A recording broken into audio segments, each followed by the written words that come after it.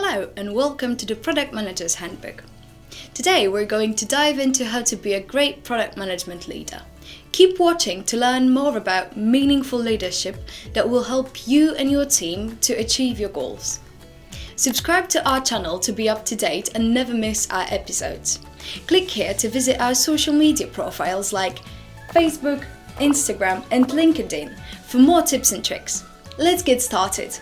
First, we need to discuss what it means to be a good leader, because there's a big difference between leaders and managers. Of course, managers can be leaders, but it's not a given. Great leaders inspire their teams to execute the vision to the best of their abilities.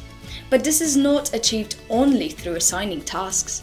A good leader will create a sense of ownership of the goals in each team member and inspire them to take proactive action. So, how can you achieve that? Here's 7 key things to keep in mind. The first and probably most important thing you need to do as a leader is to constantly remind everyone of the goals and the strategy. It may come unnaturally to you to be a broken record and repeat the same things every week, but if you want your team to take ownership and to internalize the vision behind the product, that's what you need to do. And ultimately, that's the key to building a strong, focused team.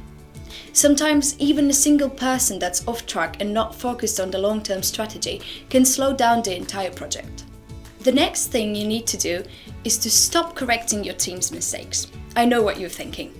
Why shouldn't I correct their mistakes? Won't it lead to more problems in the future? But it's not so much about overlooking your team's mistakes as it is about pointing them out in a different way. If you simply correct them, it will take away from your team's sense of ownership and engagement. However, if you use the right questions during the product development process, it will direct their attention to the problem and force them to come up with a solution. It's a case of giving your team a fishing rod instead of the fish. You need to guide them and lead them, but don't take away the opportunity to learn from their mistakes from your team. A great leader will also put a strong emphasis on transparency. Your team needs to know what they stand on at all times. Setting up a process for sharing project progress, updates, etc. is going to be very beneficial for the entire team. If everyone knows whether the project is going in the right or wrong direction, they can take action accordingly and then evaluate the results. Creating transparency is much better than providing people with a fake sense of security and success, because it forces people to take accountability for the project and their work. Some managers who aspire to be leaders tend to think that making everyone happy all the time is their job. But if you truly want to be a great leader, you need to avoid that type of thinking. Great leaders need to be able to make their team feel secure, even if things outside of the project aren't going so well.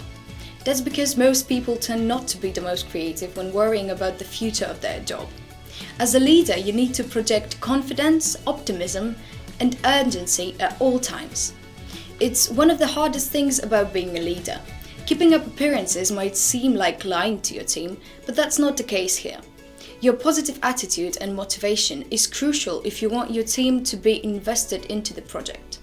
You may remember from the first episode of the Product Manager's Handbook series that being useless is what every PM should strive for. However, it's not always possible. Ideally, your team will become self-sufficient with time, but until that happens, you might need to step in sometimes. If your team struggles to meet a deadline, you need to help them.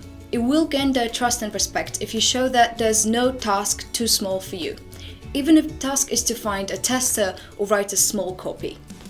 If a team's leader doesn't think big, the team members will follow. People don't want to overstep their leaders. That's what you need to be aware of. The way you think and act will set an example for the rest of the team.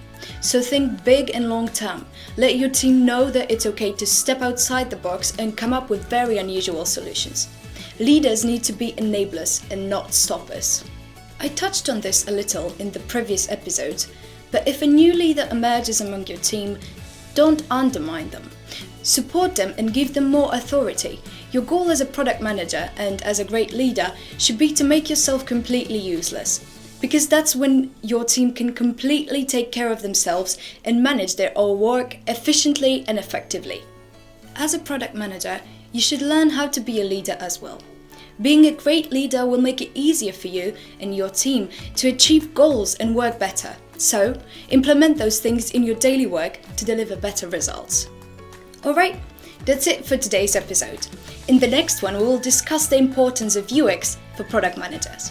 Remember to subscribe to our channel and tune in every Tuesday at 5 p.m. Click here to visit our social media profiles like Facebook, Instagram and LinkedIn for more tips and tricks. I hope you liked this video and I will see you next week.